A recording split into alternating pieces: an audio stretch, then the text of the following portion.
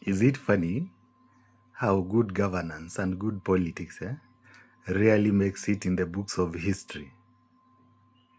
Because hebu angalia mtu kama Mwai Kibaki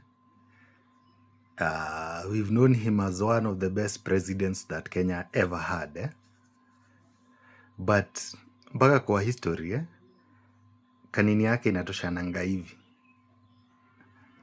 But let's go to Moi.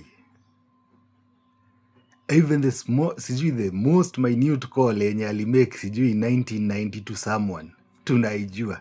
Sijui a call he made in 1982. Sijui somewhere he visited a school in 1987.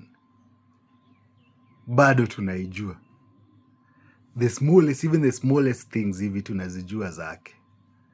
But angalia Mwai Kibaki.